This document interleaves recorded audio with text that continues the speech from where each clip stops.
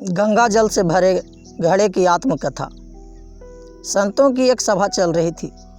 किसी ने एक दिन एक घड़े में गंगा जल भरकर वहाँ रखवा दिया ताकि संत जन जब प्यास लगे तो गंगा जल पी सकें। संतों की उस सभा के बाहर एक व्यक्ति खड़ा था। उसने गंगा जल से भरे घड़े को देखा तो उसे तरह तरह के विचार आने लगे। वह सोचने लगा, आहा, यह घड़ा कितना भाग्यशाली है। एक तो इसमें किसी तालाब पोखर का पानी नहीं बल्कि गंगा जल भरा गया, और दूसरे यह अब संतों के काम आएगा। संतों का स्पर्श मिलेगा, उनकी सेवा का अवसर मिलेगा। ऐसी किस्मत किसी किसी की होती है। घड़े ने उसके मन के भाव पढ़ लिए और घड़ा बोल पड़ा, बंधु, मैं तो मिट्टी के रूप में शून्य पड़ा, सिर्फ मिट्टी का ढेर था, किसी काम का नहीं था। कभी ऐसा नहीं लगता था कि भगवान ने हमारे साथ न्याय किया है। फिर एक दिन एक कुम्हार आया। उसने फावड़ा मार मार कर हमको खोदा और मुझे बोरी में भरकर गधे पर लाद कर अपने घर ले गया। वहाँ ले जाकर हमको उसने रौंदा, फिर पानी डालकर गूँथा, चाक पर चढ़ाकर तेज़ी से घुमाया, फिर गला काटा, फिर थापी मार मार कर बराबर किया। बात यहीं नहीं रुकी। उसके बाद आवे के आग में झोंक दिया जलने को। इतने कष्ट सहकर बाहर निकला तो गधे पर लाद कर उसने मुझे बाज़ार में बेचने के लिए लाया।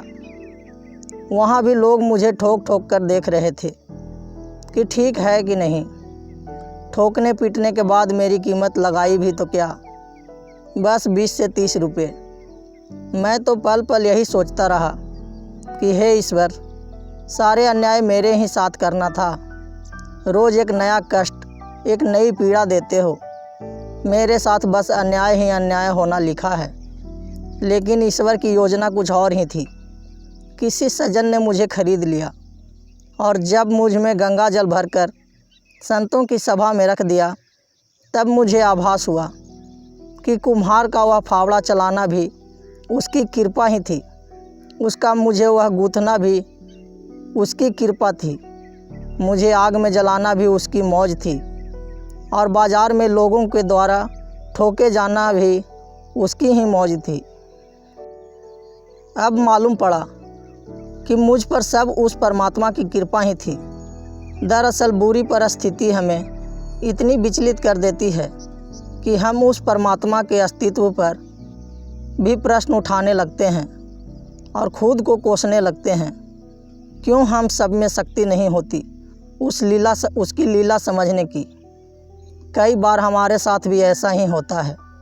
हम खुद को कोसने के साथ परमात्मा पर उंगली उठाकर कहते हैं कि उसने मेरे साथ ही ऐसा क्यों किया।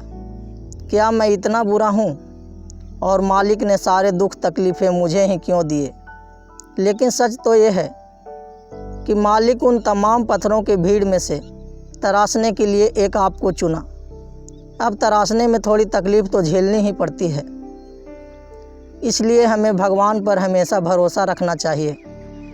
उन्होंने हमारे लिए भी कुछ अच्छा ही सोचा होगा। धन्यवाद। कहानी कैसी लगी हमें कमेंट बॉक्स में ज़रूर बताएं तथा चैनल को सब्सक्राइब करें।